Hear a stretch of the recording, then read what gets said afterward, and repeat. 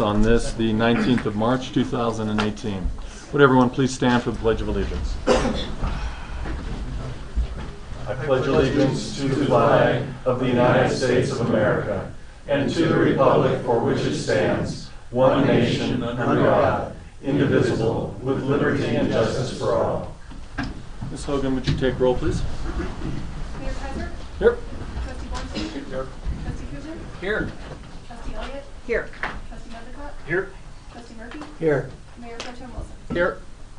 We have before us a consent agenda. Do we have any comments, questions? Motion to approve motion to amend the agenda. I'd like to move the standards of conduct for elected officials in the town of Monument from discussion items to resolutions. I'll second.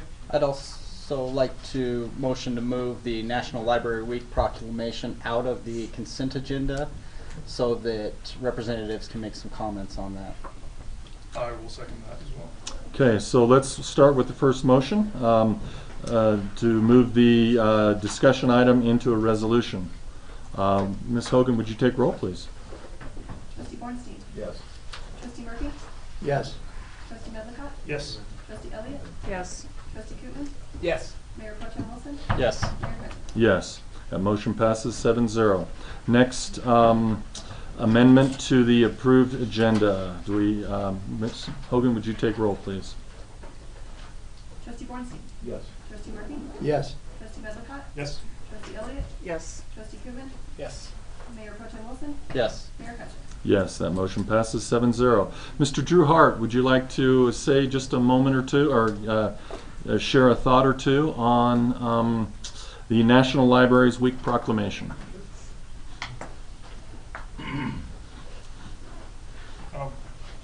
Sorry, point of order, Mr. Mayor. We have to approve our consent agenda. We just did. We just moved things out of it. motions. We approved what? The motion, the moving of items. Okay. Oh, okay. Sorry about that. Then I guess we've made. Okay. So motion to approve the consent agenda. Do we have a motion? Motion to approve. Second. We have a motion and a second. Ms. Hogan, would you take roll, please? Mayor Kaiser? Yes. Mayor Pro Tem Wilson? Yes. Trustee Kutman? Yes. Trustee Elliott? Yes. Trustee Medlicott? Yes. Trustee Murphy? Yes. Trustee Bornstein? Yes. That motion passes 7-0. Mr. Hart. Good evening, everyone. So April 8th through 14th is National Library Week, and I thank the town of Monument for proclaiming all that the library provides and its vital service to the community. By the way, local librarian, I see some familiar faces, and I'm glad that I see a lot of familiar faces, and I would like to see more. That's all I have to say. Thank you very much. Thank you, Mr. Hart. Appreciate that. Ms. Corley, we have moved the standards and conduct from discussion into resolution, but we do not have a resolution number. I'm sorry, but I thought it was a draft for you to discuss. What I attached in the packet was the original, I think, version back maybe from September, and then I attached a red line version. So I don't know what y'all want to vote on tonight or how you can handle it. We can assign it a number. Can we just put it on resolution 12-2018, the red line version? The red line one? Sure. Yes. I'm sorry. The board direction last meeting was to have it in votable form. This meeting. Okay, I didn't understand that. I thought I was specifically asked to get the original version and then the version with everyone's comments on it. No problem. So that's what I attached. Can we assign it resolution number Sure. number 12? Fantastic. But we will need to make some changes to it. All right. First resolution up is 9/2018. Oh, yeah, thank you. Appreciate that. Yes, yes. It's come to my attention that Trustee Dennis Murphy this will be his last meeting, so the town wanted to take just a moment and recognize his service and capacity of a trustee of the town for almost the last 2 years. Denny served in the Vietnam as an Air Force pilot, and he's retired colonel in the Air Force. He also served as a base commander. So we just want to recognize his service not only to our town but to our country. So on behalf of the town, we'd like to present Mr. Murphy with a little token of appreciation. Okay, thank you very much. I appreciate it.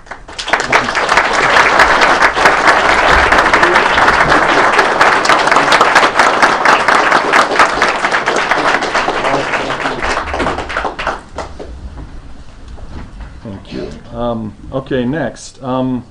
So Resolution 9, 2018, there was a meeting of two of our board representatives with members of the Village Center Metropolitan District.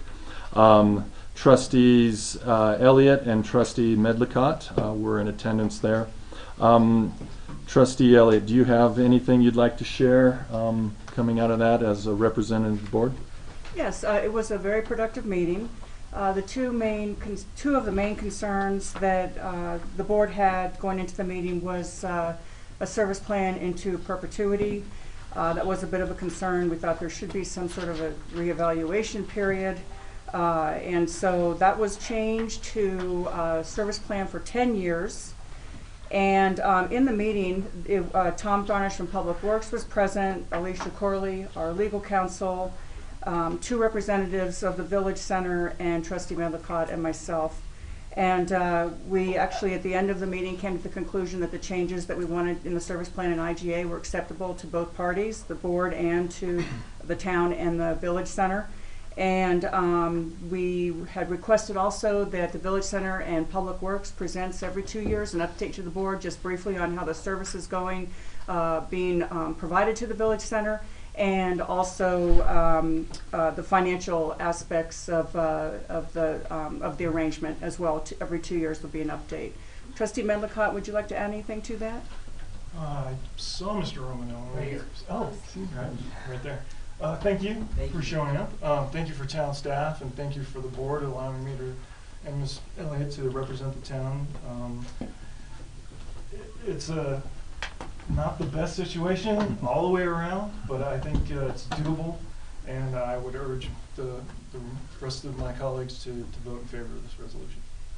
All right, Ms. Corley, would you like to add some comments here on this resolution, approving the amendment to the service plan? I think that Trustee Elliott pretty much summed it up. It would be an IGA where the town is responsible for the streets that are listed in the IGA for the next 10 years, with reporting requirements every 2 years, both by Public Works Department as to the maintenance that's needed, and then financial documents from the district. All right, questions, comments from the board? I'd like to thank both Trustee Medlicott and Trustee Elliott for doing it on their own personal time and doing such a great job representing a compromise, a real compromise, where both sides didn't get maybe everything that they'd like right now, but we set the basis, I think, for doing something very positive and set in place review points. And it's just marvelous that we're able to come together on that and get that done. So thanks to everybody. All right. Additional comments, questions?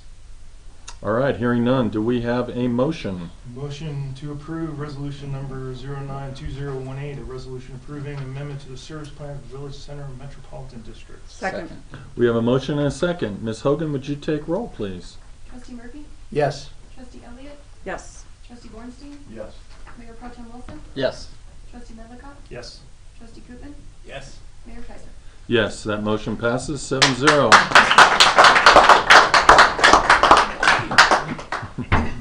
All right, Resolution 10, 2018, annexation, initiating annexation and setting a hearing date for the Board of Trustees. Ms. Jones. Good evening, Mr. Mayor, members of the board. A petition has been filed for annexation. So there is a resolution before you tonight, number 10. This simply initiates the annexation, says that the petition has been filed and meets the requirements, and sets a hearing date. That hearing is set for May 7th, and that's actually only an eligibility hearing. You would not be voting tonight or on May 7th for the actual annexation ordinance. We would allow that process to catch up, go before the Planning Commission, and then come back to you. All right. Any discussion from the board? Yes, sir. Couple questions to clarify or to understand or make sure I understand. This is part of the process when someone files that application for annexation. Part of the due process is to allow them the opportunity to have that public hearing. Correct. It's all outlined in state statute. This simply sets, it initiates it, then we go through a pretty lengthy public notice process that'll begin after this, and then that May 7th date follows the public notice, and that would, at that point, you would determine eligibility. Excellent. And I saw that we had received this initial request on March the 7th, if that's correct. That is when we received all of the completed documents that we needed. And that leads to my secondary question. I noticed a lot of the signature pages here as far as the application. It's got a time, November 17th. So I was just curious as far as the process. Is that pretty standard to initiate or start a process and then 4 months later kind of turn it in for approval? There's been a number of conversations going on in that meantime. And so, like I said, we put that March 7th date because we didn't have the complete package until that date. And so as long as those signatures are within 180 days, which they are, from that March 7th date, then it is still eligible to move forward. Gotcha. So we actually knew about it back in November, is what it sounds like. Is that right? Yes. Town staff has been in conversations with the property owner for quite a while. Great. But they have not initiated the formal process. Wonderful. Thank you very much. Of course. Additional questions? If not, we have a motion. Motion to approve Resolution 10-2018, a resolution initiating annexation and setting a hearing date for the Board of Trustees of the Town of Monument to consider annexation of the area known as Willow Springs Number 1 and Number 2. Second. We have a motion and a second. Ms. Hogan, would you take roll, please? Mayor Pro Tem Wilson, Yes. Trustee Medlicott, Yes. Trustee Koopman, Yes. Mayor Kaiser, Yes. Trustee Murphy, Yes. Trustee Elliott, Yes. Trustee Bornstein. Yes. That motion passes 7-0. Resolution 11-2018, appointing some individuals to the Board of Adjustment. Ms. Jones. Hello again. Resolution 11, as you mentioned, is to appoint several individuals to our Board of Adjustment based on a variety of resignations for various reasons. The Board of Adjustment is currently down to one member, Mr. Bornstein, and we actually have an application that has been submitted that needs to go to the Board of Adjustment for a variance hearing. So this resolution is before you tonight to get some additional folks appointed. Mr. Kenneth Kemple is a member of our Planning Commission. Per our codes, a member of our Planning Commission and the board are required to be on the Board of Adjustment, so he has volunteered to do that. And then we do have two other applicants. Their applications are included in your packet. They have been reviewed, and staff has met with them and kind of discussed the process and what they would be doing and that type of thing. And so that resolution is before you tonight to have, that would actually give us 4 members, which is enough for a quorum and which is enough to conduct business. All right. Any discussion from the board? Couple questions, of course. When is that next review that's needed for the quorum? When will the meeting be held? It has not been set yet because we don't have the members currently. We are asking, staff is asking that this resolution appoint these folks to be effective May 1st. One of the members is actually eligible at the end of April, so that would make them effective May 1st. And then we would be working with those folks to coordinate a date that works for the hearing. Because those meetings are so infrequent, we don't have a set date and time. So we'll be working with those 4 members to get a date set.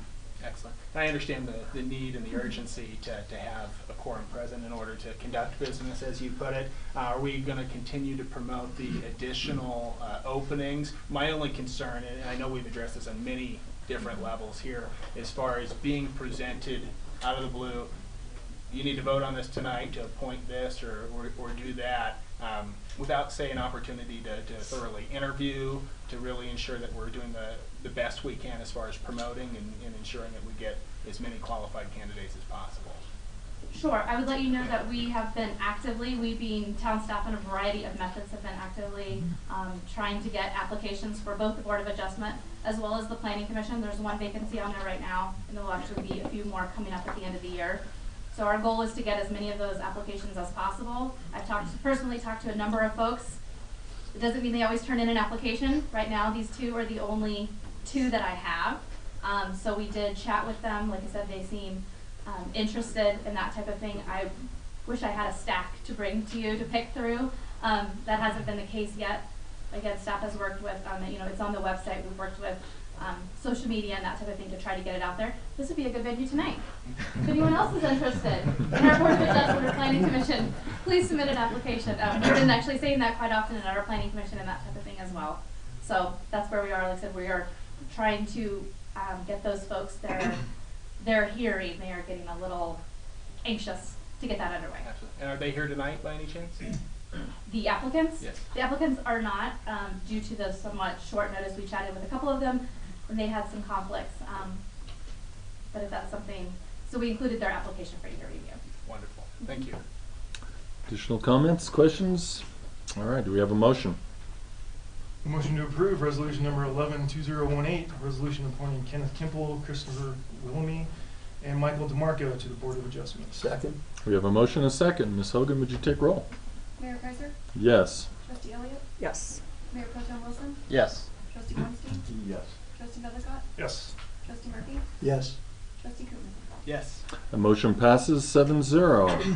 Newly defined ordinance 12/2018 as standards of conduct for elected officials. Ms. Corley, would you like to handle this one? Yeah, I apologize again because it's red line, so I'll need the board to give me direction. And that's also because some of you gave me conflicting, direction. Like one person may have wanted a word added, and then another person wanted that word taken out. So the red line version includes all the comments that I've received, and I don't know if that makes sense. If you look on the back under 2E, I think, the following the absence is something that I had originally. Someone suggested changing it to 4 and adding that upon the approval, but then another trustee may have given me a totally different proposal for addressing the absences. So we would need to clear that up. So you're saying in your mind there's still some significant work that needs to be done? There's some I wouldn't- confusion? I wouldn't say significant, just some, discussion and choices made, and I don't know if it's something we can't accomplish tonight, and we can vote on it at the next meeting. But I think that's gonna depend on your, commentary tonight. All right. As to what's before you. Discussion. Is the board fine with the red line changes? Yeah, I think it was my understanding from last meeting, those changes were cumulative of the group, and that's what we all interpreted, if that's correct. Okay, but do y'all see E, section E on the back, 2E? Yeah. They say the same thing. So one says each member is gonna notify the town of absences, and then after 4, we're gonna address it pursuant to section 3 below. And then that second paragraph kind of sets up a different scenario, so I don't know what you would prefer. I would like to strike that second paragraph. That's somewhat bureaucratic, and section 3 handles all of the whatever you want to call it. Okay. Yeah, just for simplicity's sake. I mean, the reason why I wanted to get this done is we're seating a new board, and it's taken us 9 months to get to here for some reason. I don't know why. But, as long as we could give a foundation to the next board, even though it's not perfect, but, perfect is the enemy of good. So I'd like to strike that second paragraph from me, and move ahead with it. Okay. Which paragraph is that? It's section E, or section 2, paragraph E. There's a crossed out paragraph, rather large paragraph, and then a simpler paragraph. The second paragraph I'd like to strike from. Okay, The one that begins with following the absence? Yeah. Okay. got it. Okay. Additional discussion? And section 1I, we struck that. and Yes, that- sir. And that's good. But I felt like the issue that was trying to be addressed there was this equality of information thing that I've been bothered by for 2 years. And it looks like I'll stay bothered by. I don't believe it's in the best interest of the board and the board doing its business properly to have regular one-on-one meetings by board members with the town manager or the directors. I don't believe that supports equality of information. I believe the standard that we were told by CIRSA of same information at the same time as far as practical should be the standard we follow. Detailed discussions on issues that matter to the board that we may vote on as resolutions or ordinances should be coming to the full board. Detailed discussions with the staff members with one trustee or two, whatever. I just don't see how that meets the standard. And in addition, I believe we ought to be demanding transparency on who meets, talks, texts, or emails with the town manager and or the senior staff. And we ought to be getting briefed at our meetings when the town manager is able to attend. I understand Pam couldn't be here tonight, but the bottom line is this ought to be a meeting item the town manager talks about. And basically, they understand that they have to be accountable. They being the town manager, the trustees, accountable for all of us understanding how often they meet, when they meet, and basically the issues that they talk about. Certainly if it's substantive issues or information that's been shared with one or two trustees, that should be sent by email to the full board of trustees. Bottom line is equality of information matters. It's not any less important now than it was 2 years ago. We haven't done anything about that. I agree with Trustee Medlicott. I'd rather see something done now rather than wait for the perfect thing that he says, rightly so, is the enemy of the good. But don't forget about equality of information, please. Thank you. I echo Trustee Murphy's sentiment about equality of information. I, for 2 years, have said very similar things, and can't for the life of me figure out why there would ever be a need or a necessity for one trustee to meet individually one-on-one with the town manager or any department head. I really can't think of any scenario. Surely if there's questions that would probably benefit the full board and the public, being that we probably have similar questions, and it could be a very progressive, very beneficial thing to bring out those questions in a public setting. Again, with Trustee Medlicott, I think we have a fine work product here. I think it lays a great foundation for some basics. I would like to see something put in place here tonight. Additionally, we have discussed rules of procedure, and I think something similar to what Trustee Murphy is suggesting, where we tackle the equality of information piece, is a perfect example to move forward with a rules of procedure protocol. How we communicate, what we do to communicate, how we engage in business. This is the core, the 50,000 foot. I think the rules of procedure could really solidify how we need to conduct ourselves individually as well as a board. So personally, I'd like to see some sort of action to direct that moving forward after the new board comes in. And I have rules of procedure. I believe Trustee Medlicott asked me to pull examples that I can send to the new board on April 16th or whenever we find out before then even. That he asked me, I think, to send all of y'all examples, and you could kind of like pick and choose pieces from there to make it easier for us to start with rules of procedure. Absolutely. Thank you.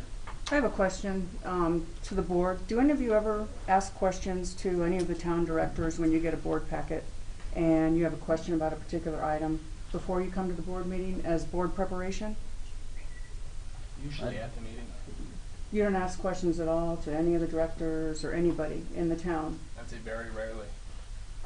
Because I was going to say I've never get emails from you, so you're not sharing information with me.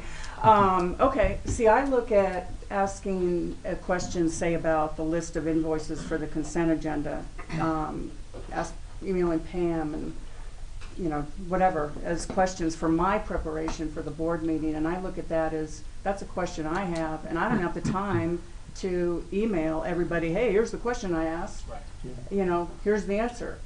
And we all have individual questions based on our expertise and, you know, our backgrounds and just our exposure on the board. So I'm all about transparency, but I'm not about micromanagement.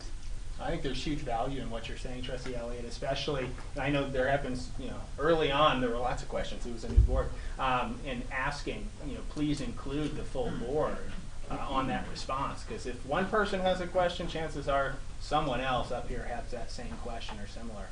So I would say that's going to be part of the work moving forward as far as operations protocol or rules of procedure. When answering a question from one, they have the ability to contact us all. We can't, unfortunately, as you said, do that. You can do it one by one, but that's cumbersome.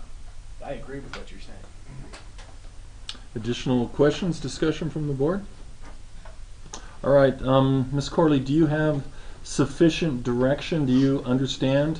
I do. We have two main points here. Do you want them broken out, or do you want to vote on them as a block? Well, I think I'm fine with, if I understand correctly, we're going to pass this resolution tonight with 12/2018, making the correction to delete the second paragraph of E, and that y'all could pass that resolution tonight. And then secondly, I am to get my examples of rules of procedure to you to give me further direction as to what parts you like or what parts you don't out of the ones that I think are best. Is that correct? So we'll be voting on the one, the motion, or the Resolution that's before you tonight, the red line version. the red line version with Trustee Medlicott's corrections. Correction, A- a- photography. Okay, and Trustee Murphy's, they seem to be instructions on things he would like to see. How do you want to?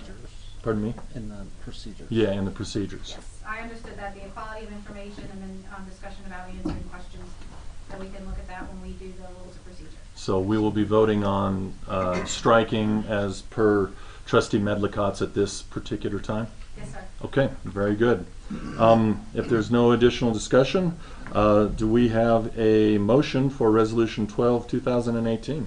A motion to approve resolution number 12, 2018, standards of conduct for elected officials in the town of Monument as amended.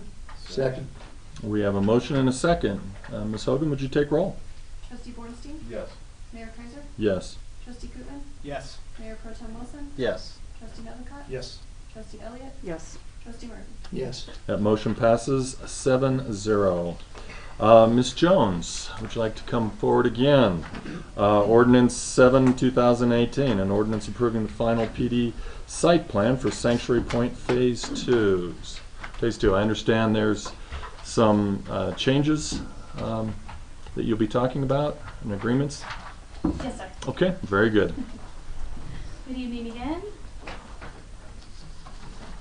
So my last item before you tonight is ordinance number 7. It was previously called Project DA09-2016. This is Phase 2 of Sanctuary Point, preliminary final PD site plan. So just so everyone knows what we're talking about, this is a map that was taken from our zoning map, actually. Sanctuary Point is highlighted there. It's colored in orange because it's zoned PD plan development. Home Place Ranch to the northwest, which is currently vacant, but we'll be talking about that a little bit. Promontory Point, which is developed, also highlighted there in zoned PD, and then you can kind of get a little bit of a feel for the area, the easternmost part of town that we're discussing. So this is actually an aerial, obviously of the same area.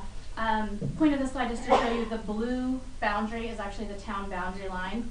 So again, this is our eastern most section of the town. Home Place Ranch, Sanctuary Point, Promontory Point, those are all within the town boundary. And then I'm highlighting a few neighborhoods for you that surround Sanctuary Point that are actually unincorporated El Paso County. The Kingswood neighborhood, Fox Pines, Higby Estates, in those areas. Just for a reference, that road at the bottom of your slide, the southernmost road is Baptist Road, and this goes all the way out east, close to Roller Coaster, not quite. This is actually to show you Phase 2 that we're discussing is the central portion of Sanctuary Point. So this is just another sort of aerial map to give you an idea of the piece within Sanctuary Point that we're discussing tonight. So a summary of this project.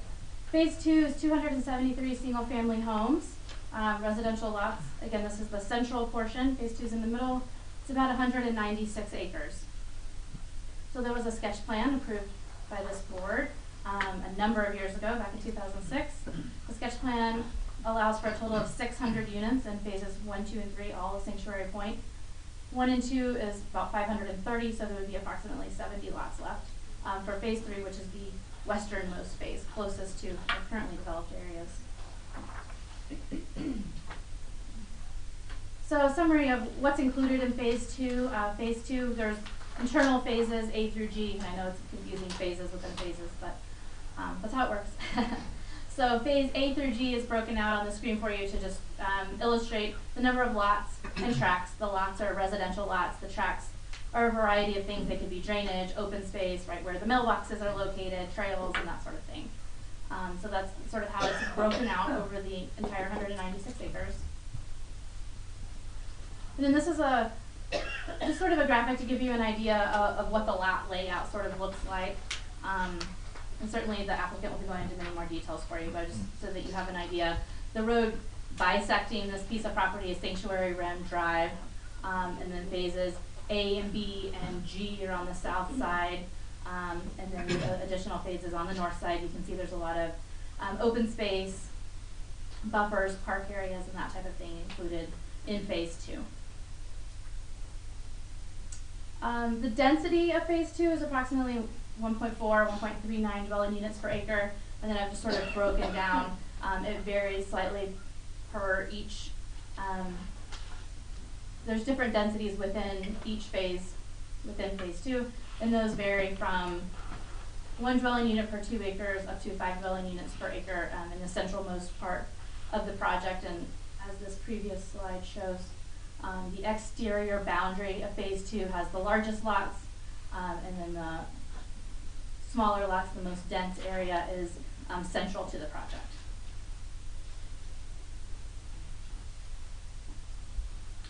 And this chart simply shows how that density is distributed within the phases. Again, it's just sort of broken down PRD 1, 2. That's just how the densities are labeled, so you can see how that spreads out throughout the project. So access points. Currently, phase 1, which is being built right now, is accessed via Sanctuary Rim Drive at Baptist Road. So this proposal includes that access off of Sanctuary Rim Drive, as well as Kingswood Drive, which is an El Paso County public road that extends north from Baptist Road up to currently the southern boundary of Sanctuary Point. The traffic study included with the applicant's proposal indicates that all of phase 2 actually is supported by simply those 2 access points, although they're proposing something slightly different. So just to highlight sort of how this works and plays together, the green graphic shown on this aerial would be Sanctuary Rim Drive, again, which connects to Baptist Road at the far eastern side and will connect all the way through. And then in this graphic, it is stopping at the westernmost boundary of Sanctuary Point, right, and then eventually would connect through Home Place Ranch. And then Kingswood Drive is shown at the south, connecting up from Baptist Road into Sanctuary, into the southern portion of phase 2.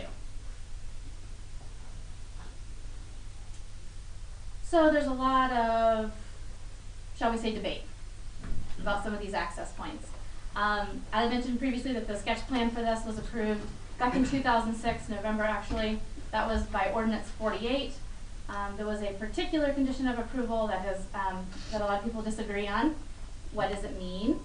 The actual language was completion of the east-west collector shall be necessary once the development reaches the phase 1, phase 2 line.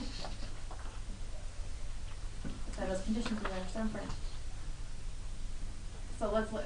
Sorry, this slide actually shows the sketch plan. This is the 2006 sketch plan. So again, as with those previous graphics, you can see the road running through the middle, bisecting the entire Sanctuary Point property, Sanctuary Rim Drive. You can see Kingswood Drive, which is that black arrow extending from the south into the project. So just to, again, sort of set our bearings on what we're talking about, that was the 2006 sketch plan. So the debate about that particular condition was, what did complete mean? Some folks think it means to the edge of the project, right? That's how a lot of projects function. You build to the edge of the project. Other folks thought that it meant actually connecting over to what eventually would be the extension of Glen Eagle. So what did completion mean? There's a lot of debate about that. Staff has looked at everything we have, our minutes, right, reading the staff reports and all of that sort of thing, and I will tell you, there's evidence for both sides. I understand why they both believe that. Staff's not taking a position on what that means. Right, we weren't there, people that were there have various opinions. We're not even trying to, again, say what that means. What we did is try to look at it, sort of stepping back from that. Okay, so there's a condition, people disagree on what it means. We're gonna try to look at it from another perspective. You know, just is it important? What does it do? How does it work? All of those sort of things, again, sort of aside from the condition. The bottom line is it's an important connection, Sanctuary Rim Drive to Glen Eagle Drive. It needs to be made, it benefits a lot of people. We also keep in mind that traffic study says that it's not actually necessary, meaning that Sanctuary Rim Drive can handle the current traffic, right, as well as with Kingswood Drive. So what is before you is what's being considered a compromise, something that staff could support to move this project forward, sort of irrelevant of those other issues. So there's currently a note on the PD site plan with this language that the developer would construct Sanctuary Rim Drive to the edge of the property with phases A and B, and then before they could move on to those other phases, that the connection all the way to Glen Eagle would be required. Somewhat of a compromise between the two sides. This is a graphic that illustrates that compromise. Again, orange being those initial phases, development A and B on the south side, with the completion of Sanctuary Rim to the edge of the property, all the way to the Sanctuary Point border, and then with anything on the north side, that connection needing to be completed to Glen Eagle Drive. What's currently developed? So phase one of Sanctuary Point to the east, which would be to the right of the screen, is currently being developed, and then Promontory Point, which to the south, all those lots you see to the south of the teal connection line is developed. The property where the actual connection would be made is not developed. That's that Home Place Ranch, which is still vacant, which actually this, Can you go back to that? sure. Thank you. So I'm seeing phase A, phase B, phase E, D, C, G. Can you go through the phases that is currently developed? That's None of these phases all this. Okay. in phase two are currently developed. Okay. Only to basically off the slide in Promontory Point. Okay. Gotcha. All right. Thank you. This slide may help a little bit. So again, this is sort of stepping back again, looking at a little bit bigger picture. All of Sanctuary Point is outlined in pink. That's phases 1, 2, and 3. Again, the blue being the town border. This is really to show sort of the importance of that connection and to illustrate for you sort of where it fits in the big picture. The road along the top of the slide is Higbee Road. Home Place Ranch is highlighted in purple. Again, it's currently vacant. Talks have begun on that, but it is currently vacant, undeveloped. And then Glen Eagle, right, is built to the northern boundary of Promontory Point currently. So that would extend that to make that connection there, which that's an important connection. That's on the Apostle County master plan for these types of roadway connections. So just to kind of put all that in perspective. Goodwin Knight commitment. So Goodwin Knight are actually the current new owners of Home Place Ranch. Home Place Ranch was in receivership for many, many years and didn't have a true owner to be developed. Goodwin Knight are the owners of that. The applicants tonight have begun those conversations with Goodwin Knight to talk about the need for that connection, which is on their property, right? It's not on the Sanctuary Point property. And there's a letter in your packet basically there agreeing that that needs to be made, and if they start building first, they'll make the connection, and if Sanctuary Point builds first, they will grant them an easement to do that connection. So it took a long time to get there, so we're really pretty happy with that, that commitment that's before you. Again, staff considered this to be a reasonable compromise after many, many months of working on this project. It allows a little bit of flexibility about who gets there first, but it does ensure that that roadway will be built, as that is an important connection. I mentioned it's on the transportation plan for El Paso County, and Tri Lake Spire does support this current proposal. So this was heard before your Planning Commission on February 14th. 8 members of the public spoke about the project. The primary consensus of the concern was about traffic on that Kingswood Drive. which is that county road that extends north from Baptist Road. And then some about that ordinance, again, sort of as they relate to each other. With a 3-2 vote by the Planning Commission, they do recommend approval of this project based on the findings that it meets the criteria. That's where your Planning Commission is. And as Mr. Mayor alluded to, staff has been in constant conversations with the applicant. This is a pretty fluid project and has been evolving daily. I do believe that they will be presenting some updates to you tonight to more adequately address a few of those issues that were brought up at the Planning Commission, those concerns brought up by the residents and that type of thing. So staff can answer any questions you may have now, and we certainly can answer again or comment after the applicant presents their revised plans. Okay, so let's hear from the applicant, and then let's hear from the public, and then once we've heard from everyone, then let's turn it over for board discussions. All right, applicant, would you? And then after that, the applicant has a chance for rebuttal. So, Do you prefer me to sit here or stand? whatever you prefer. Thank you very much, Trustees, Mayor. I'm Andrea Barlow with NES. I'm going to be presenting on behalf of the applicant. It's been a very long and sometimes bumpy road to get us here to where we are today, and I want to take you back and kind of explain a little bit more of the background to some of the issues that have arisen and where we are with our most recent amendments to the plans. So I'll try not to duplicate anything that seen this slide already. You've got the idea of where we are, so I won't go over that one.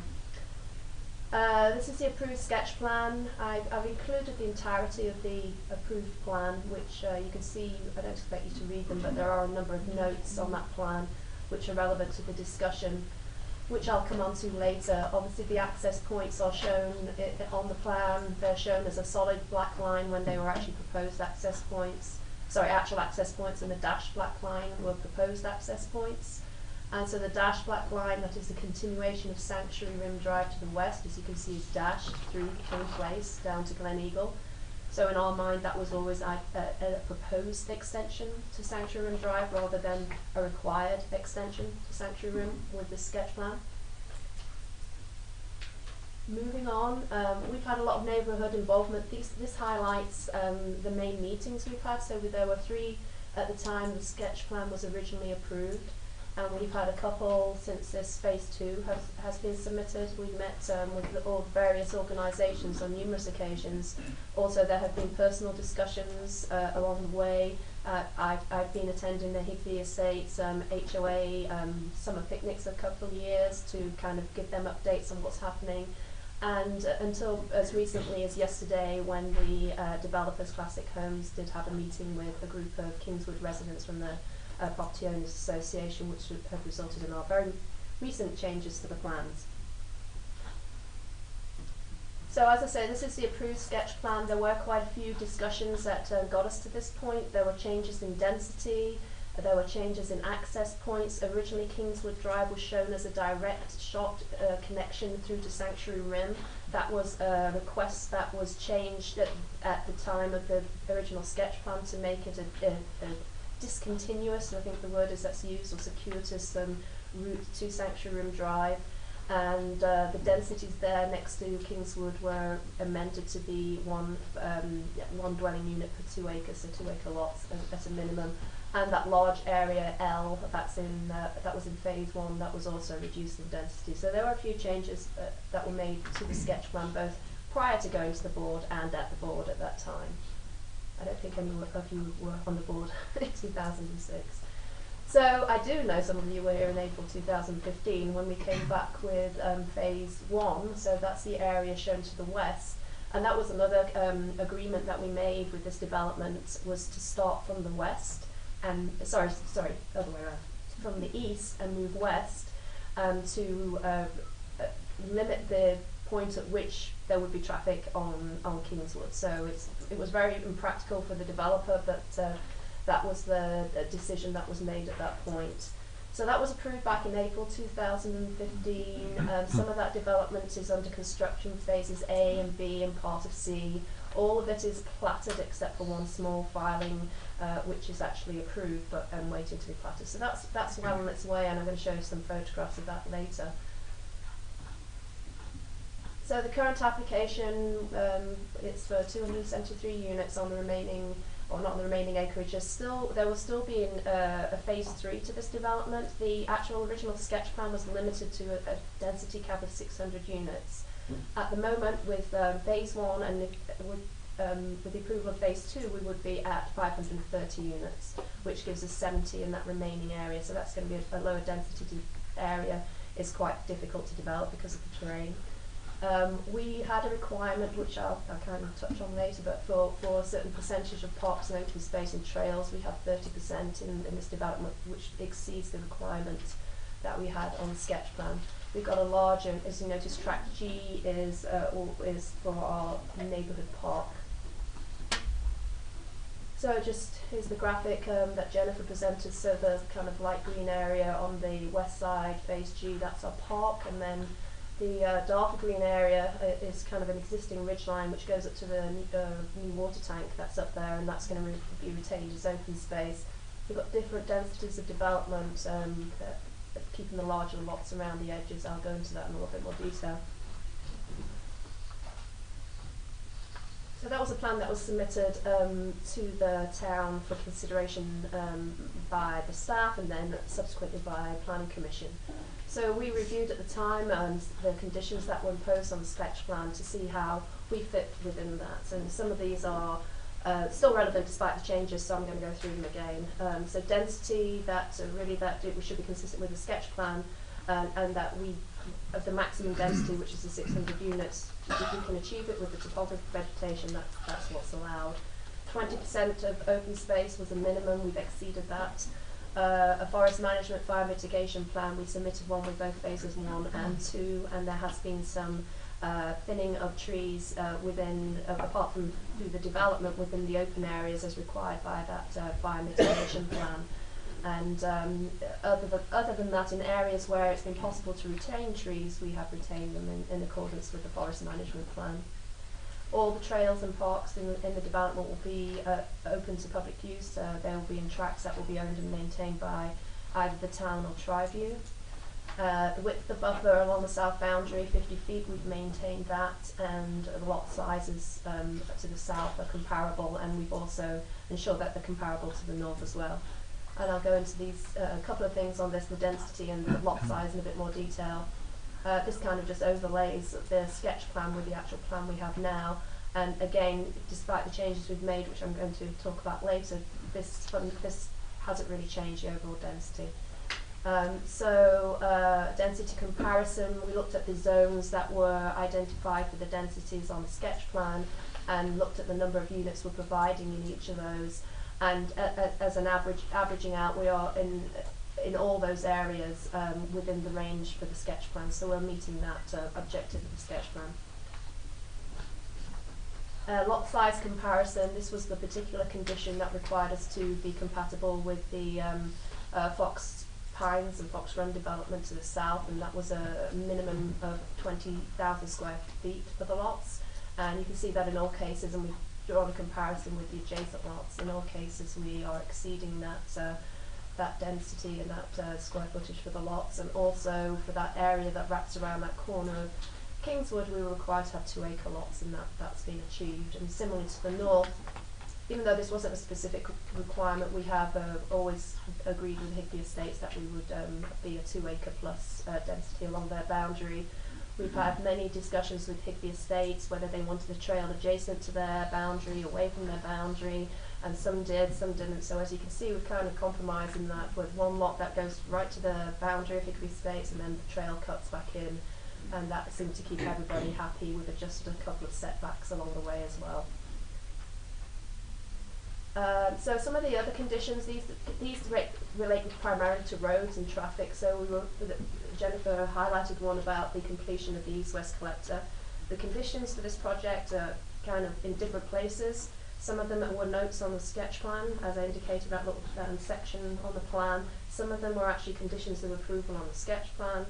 the actual ordinance, and some of them came up with the annexation because it was annexed into the town at the same time the sketch plan was approved. So these were the conditions that were originally on the plan. There was a restriction on the second access to the property being that there had to be a second access for emergency vehicles. We provided that in phase 1 via a road that accessed into the Fox Run neighbourhood. Kingswood Drive was always identified there as a local residential street with a discontinuous connection, but it was always identified as an access, and I think that was kind of really the primary issue when we're at Planning Commission, is whether it was an access, whether it's supposed to be emergency access only.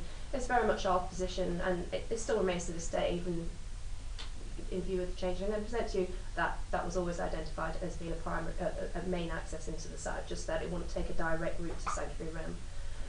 No construction traffic on Kingswood Drive. That's a tough one.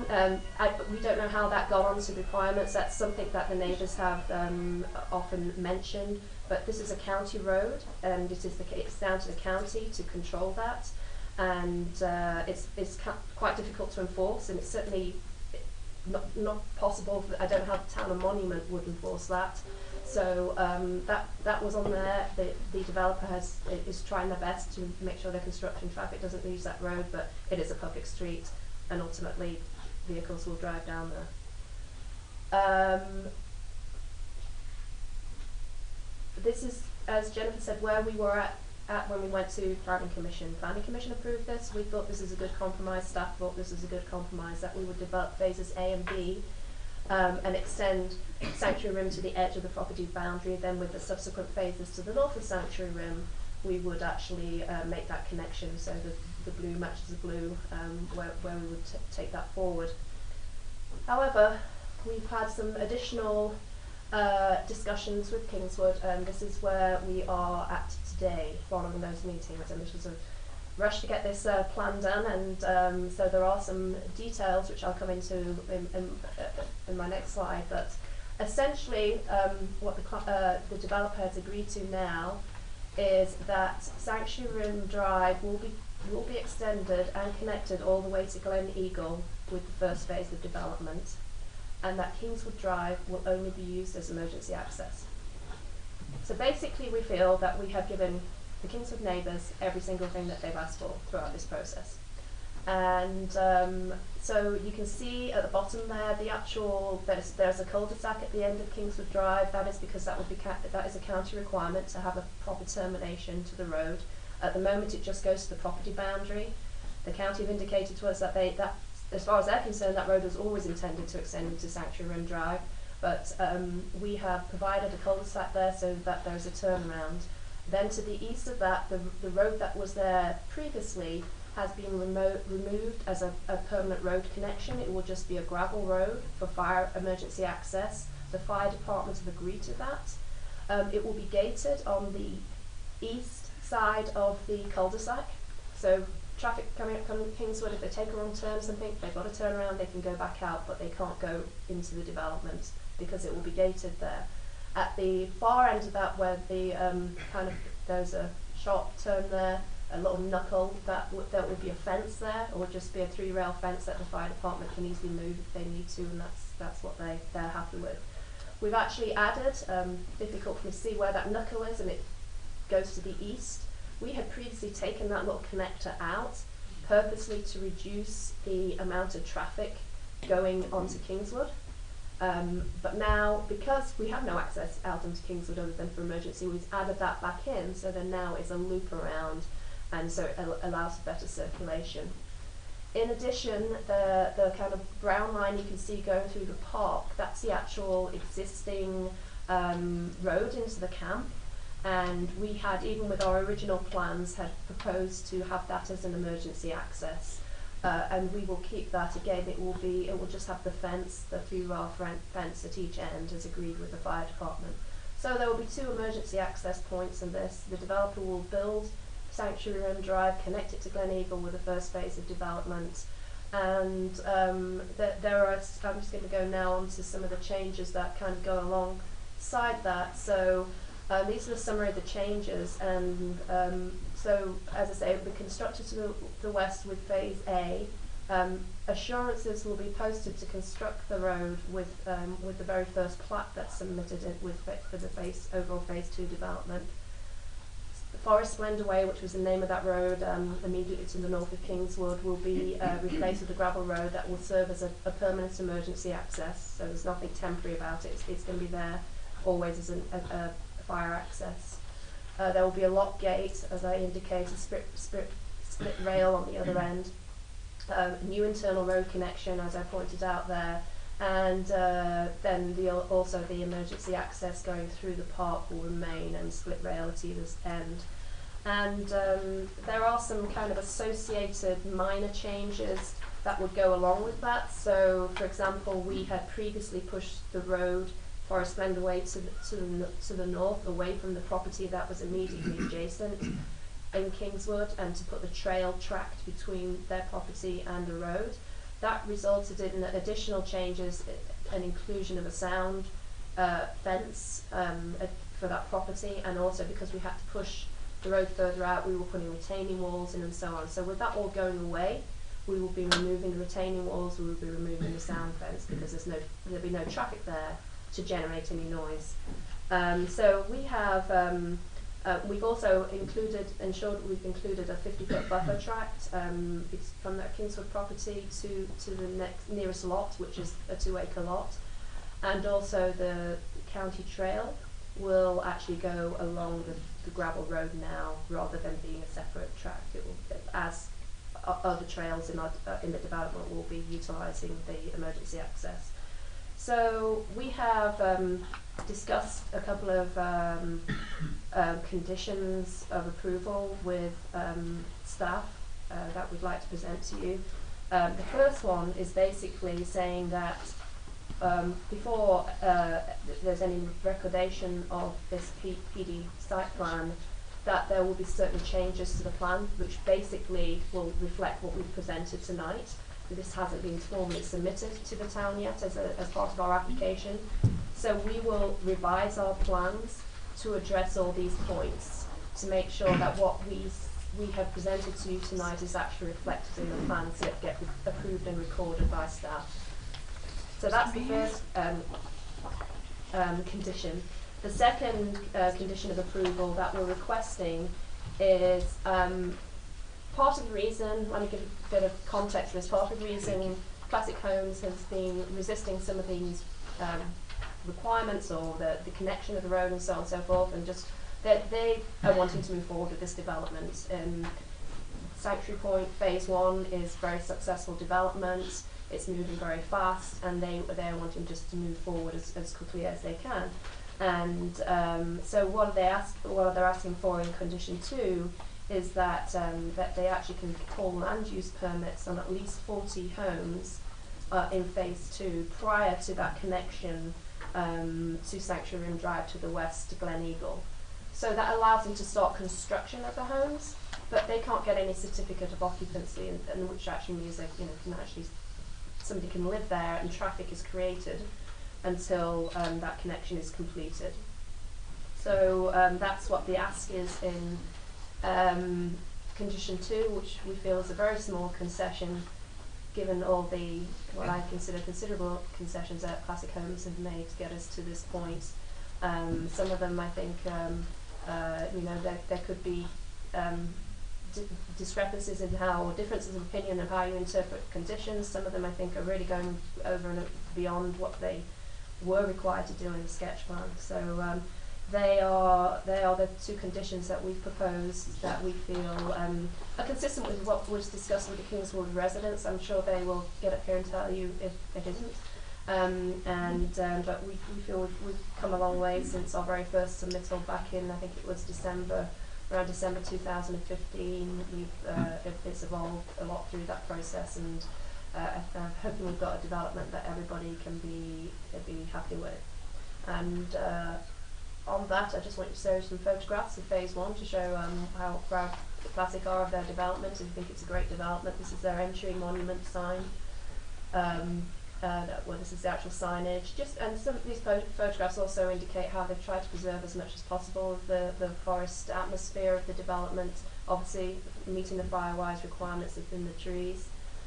Even in the lots themselves, the trees have been retained where they meet the fire-wise. There are requirements that you can't have certain trees so close in certain proximity to homes, but where they can, they will. And this is just one of the parks in the neighbourhood. And just showing along Sanctuary Rim Drive, one of the conditions of the approval of both Phase 1 and Phase 2 is that the sidewalk along, there's a 30-foot track along the Sanctuary Rim Drive, which is for the sidewalk, and that meanders through to avoid impacting the trees as much as possible. Here's another photograph that shows that, and also the Classic went out of the way to get to work with MVEA and TriView to get more interesting street lamps. So we quite like those street lights. Here's another one because we really like them. And just here's a photograph of kind of xeriscaping as well. You know, conscious of the homeowners association are very conscious of keeping it low water use, and also again fire-wise because of the kind of forested area. And here's a couple more photographs of that. And with that, so here's a plan that kind of shows a composite of where we are with Phase 1 and Phase 2 and what's left with Phase 3. And we're happy to answer any questions, but we're happy to also wait until you've heard from everybody to do that. Yeah, why don't we do that? Thank you, Ms. Barlow. We will move forward with public comments after that. We also have President Bolander from TriView here. I know he's been working with the group. He may have a thought or two to share, and then we'll bring it back to the board for comments, questions at that time, and then you'll be able to come forward at the end and present any rebuttal arguments. So, is there anyone from the public who would like to speak on behalf of this proposed ordinance? All right, is there anyone here who would like to speak? Oh.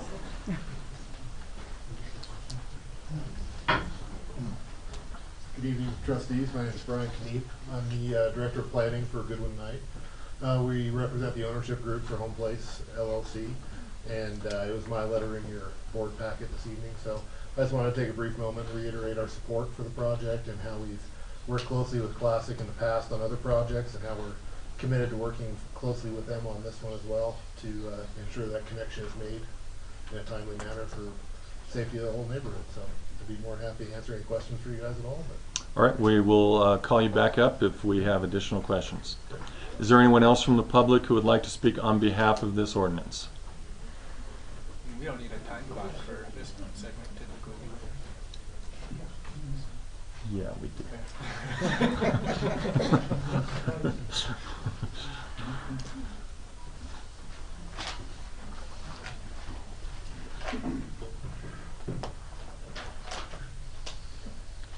So Mike Wormuth from Kingswood Drive, and speaking on behalf of the Kingswood Property Owners Association. Our neighborhood borders Sanctuary Point development on the south, and many of the people here tonight have been actively involved in the progress of this development going back all the way to October 2005, actually even before that. Tonight is a major milestone, and in the process, the leaders of Classic Homes, Doug and Joe, have been very engaged with the stakeholders, as Andrea mentioned, and they have demonstrated that they're problem solvers, and we're very appreciative. The Kingswood Property Owners Association has always been concerned about responsible development and safety, especially the safety regarding vehicle and pedestrian traffic along our little dilapidated lane that doesn't even meet alley standards in the city of Colorado Springs.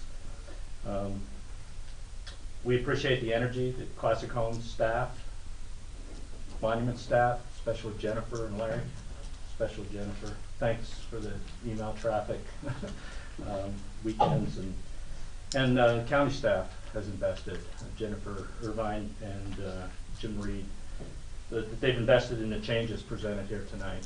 So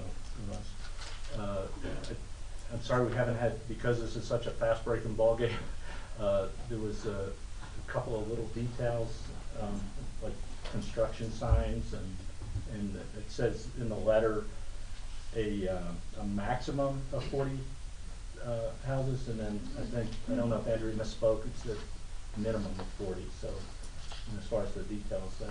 Maximum 40. I think she said it's in Oh. the condition. Yeah, that's what I thought. Okay, that's partly what we were talking about there at the last minute. The bottom line is thank you to Classic Homes, thank you to the staff, Jennifer and everybody here who has heard us out, has listened, and has worked hard to get to this point. And we wish Classic Homes Godspeed, especially with the connection of Sanctuary Rim Drive, Glen Eagle Drive, and much success with the project. All right. Thank you, sir. Appreciate that. Is there anyone else from the public who would like to speak on behalf of the project? Sir, could you sign before you leave? I did. Okay, thank you. All right. Hearing none, is there anyone from the public who would like to speak against this ordinance? Yes, sir. Please come forward. State your name.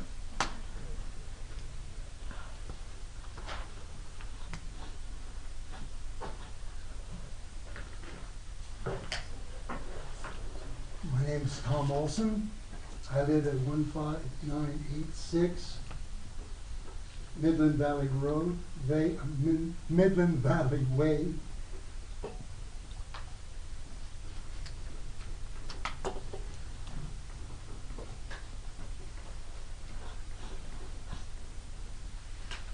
We've been a property owner there for a little over 2.5 years. When my wife and I came up here to look at the classic homes and the other homes that were being built up there, we talked to the classic people in the sales office, and we are concerned about the end of the road, and we asked them on many different times, is there going to be property built and the road extended beyond? And classic representative said no. And we asked them several times because we were concerned about traffic, and we thought that project there was perfect, just like it was. So that's one of the things that I'm kind of disappointed about. The other thing is somebody said about all these trails they're building in Sanctuary Point. They build them, but they don't maintain them. Triview has to maintain them. They put all these things in, and Triview's already in trouble with their finances, and so they have to maintain them, which increases the cost of all this. But one of my biggest concerns is the road, Glen Eagle, hooking up to the Sanctuary Road. There's already a problem with speed on the Glen Eagle Road. I do not think the Glen Eagle Road going up to Promontory Point is wide enough, and it's curvy at places.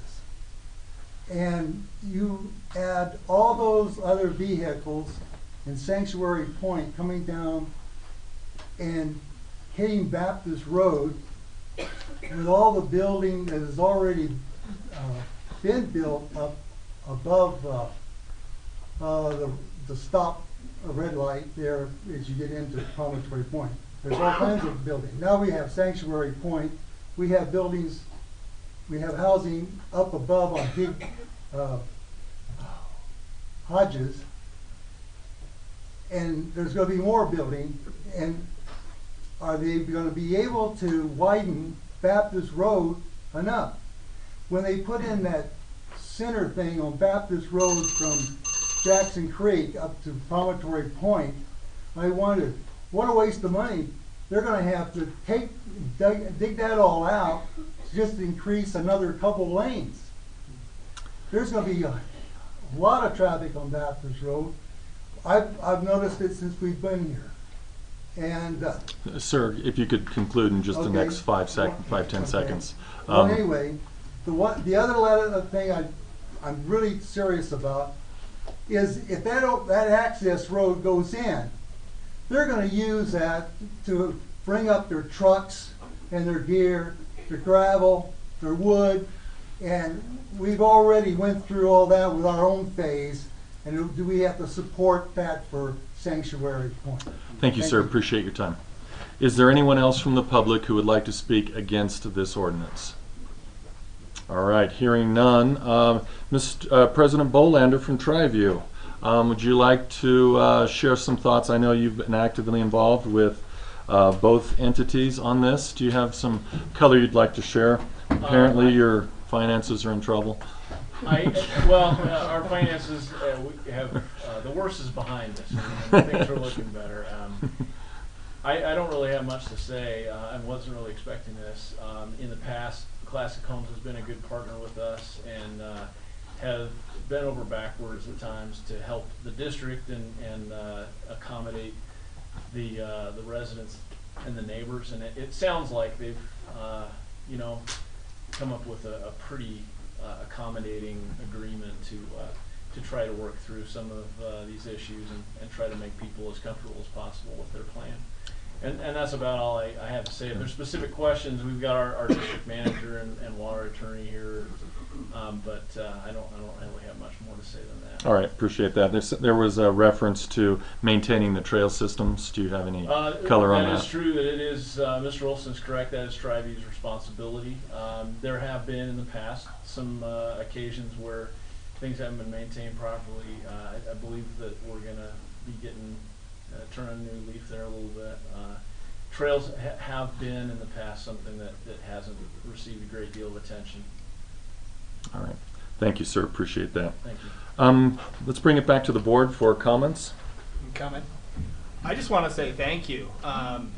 We toss around the term responsible growth quite often, and having seen some of the feedback and community displeasure with the Planning Commission, what I've seen here is collaboration, accommodations, working together. That, to me, this shows responsible growth in addressing those concerns and working together with the community and the homeowners to come to a common ground that works. So thank you. I'm very pleased with what I've seen here. Additional comments from the board? Yeah, I'd just like to add, from what my colleague said, it's very nice to come to a meeting and see a win-win from the developer and the residents. So again, I thank Classic and the residents, and we're very happy that everybody leaves with a smile. So. Additional comments? Joe, thank you so much. I know you've worked hard, you've been over backwards. It's not easy, but I think it will certainly pay dividends for Classic Homes and the reputation that I know you're striving hard to build. So I want to thank you so much for bending over backwards and working hard to accommodate the concerns. And I also want to thank the residents who are here to express their support and their concerns and to bring that forward. So if there's no additional questions from the board, Ms. Barlow, we'll bring it back to you for any rebuttals that you may have. Any? All right, sounds good. Do we have a motion from the board? Motion to approve ordinance number 07/2018, an ordinance approving final PD site plan for Sanctuary Point Phase 2 with conditions. Second. We have a motion and a second. Ms. Hogan, would you take roll, please? Trustee Bornstein? Yes. Trustee Medlicott? Yes. Mayor Kaiser? Yes. Trustee Elliott? Yes. Mayor Pro Tem Wilson? Yes. Trustee Kootman? Yes. Trustee Murphy? Yes. That motion passes 7-0. Public comments for items that were not on the agenda per Municipal Code 2-04-030 J2B. Public comments shall be limited to 3 minutes. Is there anyone from the public who would like to bring anything forth that is not on the agenda? Please don't let us bother you. We're trying to give you more space. If we're interrupting your exit, please just let us know. Agreed. All right, hearing none, we will bring it back. Oh, yes, ma'am. I've seen you all You got before. lost in the shuffle. I I know, I'm trying to apologize. get up here. I've seen you all before. I have a slight concern or comment about all of the growth that's going on, and that is, how are we going to support that with our police department? As you all know, my husband is on the police department. I worry about his safety daily. He's oftentimes the only officer on, just like others, and no backup within miles. So my only thought would be, how are we going to support this? Thank you so much. Appreciate it. Is there anyone else from the public who would like to comment? All right, hearing none, we will close public comments. Board authorization items. Is there anything from the board? Mr. Mayor? Yes, sir. This would go to town staff. Since we're seating a new board, and to Mrs. Owen's point, there are a lot of questions with all of the expansion that we are currently experiencing, and so I would like to have the various departments provide us with a kind of a strategic overview of what their plan of action is to address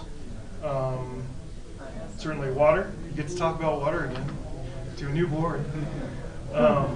Specifically, and this goes for all the things, infrastructures that's needed, the timeline for building that infrastructure, and the costs associated with that infrastructure.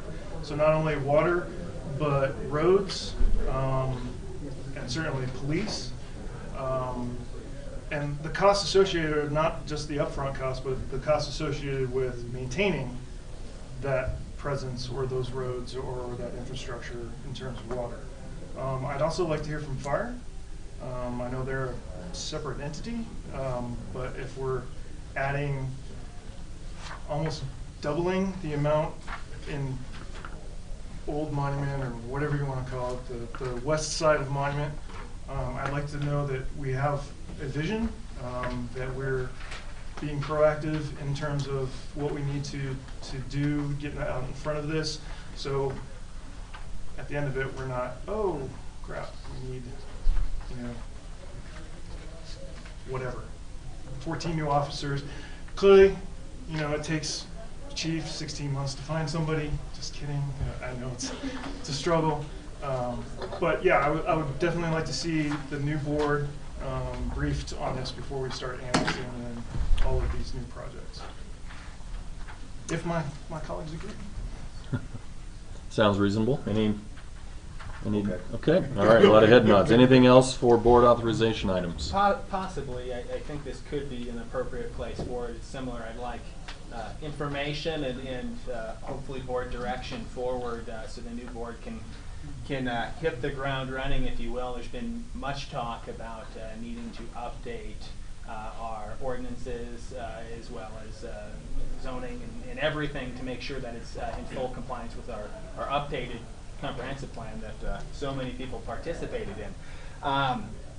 Listening to the Planning Commission meeting with this most recent issue, there was a Commissioner Hours, I believe, commented on a lack of compliance with Section 17 of our town code.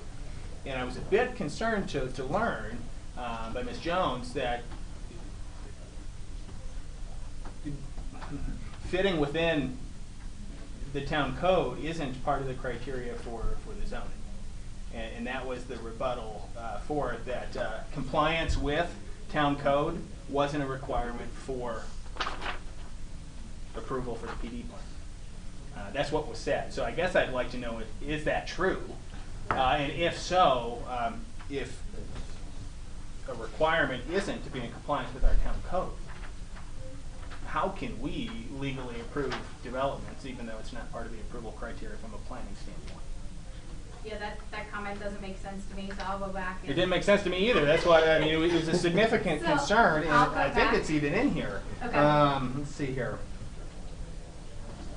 Staff informed the commission that the two sections of the municipal code included in the motion were not approval criteria. The criteria that commissioner was citing as part of the Correct. Well, which was, he questioned and said, I recommend denial of this, and then section 17.40 as well as 17.40.080, which seems to make perfect sense when it has to do with density, traffic, safety, health, well-being of our community, and that being the intent of Section 17.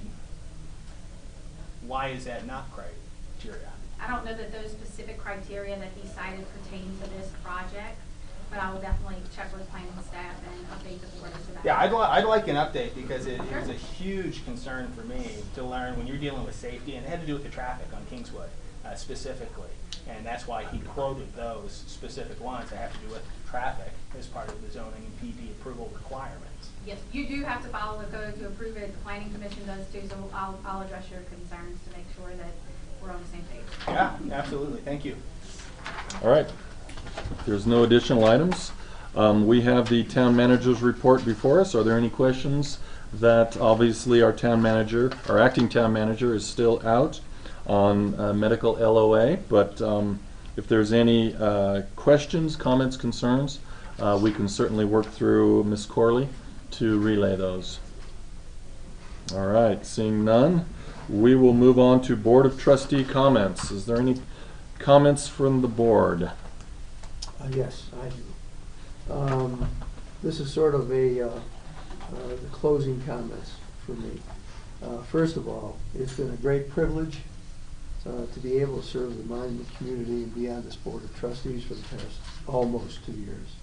And I want to make that clear to everybody who thinks I may be disgruntled about things. I'm not. I'm passionate about it, and I have strong opinions, like many people on the board. But the fact is, what I have observed is everybody tries to serve. Everybody tries to do what they believe is right. I may not think they're right, but they think they're right. And I do believe you're getting a very good effort by the full Board of Trustees, and I hope that's appreciated and recognized. And I mean that for the staff as well as for the community. Sometimes I think it's felt that there are just a couple people on the board that understand how tough the staff has it. I don't believe that's true, but I would hope that the staff was smarter than that and able to pick it out. But the bottom line is it's been a real privilege for me individually to be up here for 2 years. I really have learned a lot and enjoyed that. I would encourage continued community interest and involvement in our meetings and discussions. It's picked up a lot in the last 6 months, and I'm not sure why. We've been dealing with some things, but it just seems like there's more proactive community activity going on. That's good. Don't back off. Show up at these meetings, and when the public comments portion comes, speak up. Make sure the board hears what you think. You know, people bring up things that they're concerned about, safety issues, whatever, pets running around. Things get done when you bring it up. So don't be reluctant to do that, and stay engaged. Listen to what the people that are up here talking have to say. There's a lot of good thoughts here. Some things maybe you haven't thought of. Think about them. Listen to them, please. My two big issues, and I mean you could talk about a dozen, but my two are water and smart, quote unquote, growth. How you define smart is the art of smart growth. I'm not sure what smart growth really is. I know that it entails zoning. It entails things like our codes. It entails things like the Planning Commission, our comprehensive plan. It entails the community being active and proactive and talking, and us listening and dealing with all that. And I would just say, it's easily said, smart growth. It's tough to do. But it can be done, and I will also reflect back on the Sanctuary Point discussion. That's one of the best examples of dialogue with the community, with the Planning Commission, with the staff, with the builder, and coming to a middle ground. And I talked earlier about Trustee Elliott, Trustee Medlicott participating in the dialogue to take the Village Metro District IGA forward. A lot of good things are going on. I hope you're listening, and I hope you're noticing. And as far as water goes, access to renewable water is critical. We all know it. The question is how quickly. We've obviously had lots of discussion, less action, but there is in fact effort underway to try and explore the most promising areas that we need to look at.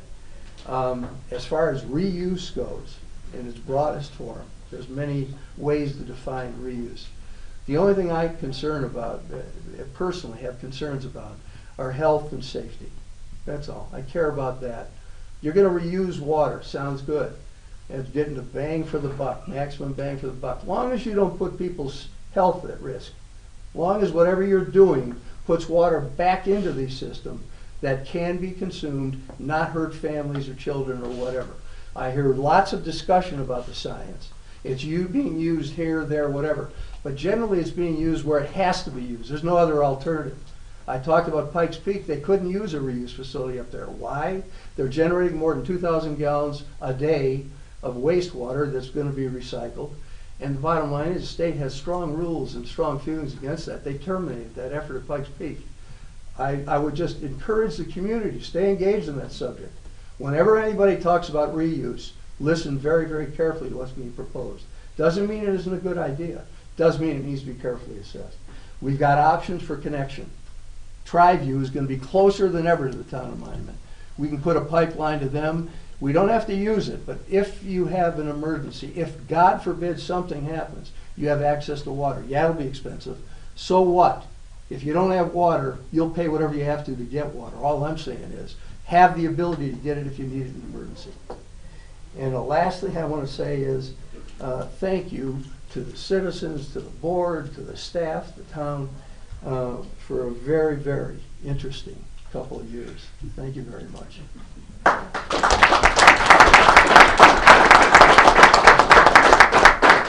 Great note to end on. Any objections? All right, we have a motion to adjourn. Motion to adjourn. All right, we have a motion and a second. All in favor say aye. Aye. Aye, there are no opposed. This meeting is adjourned.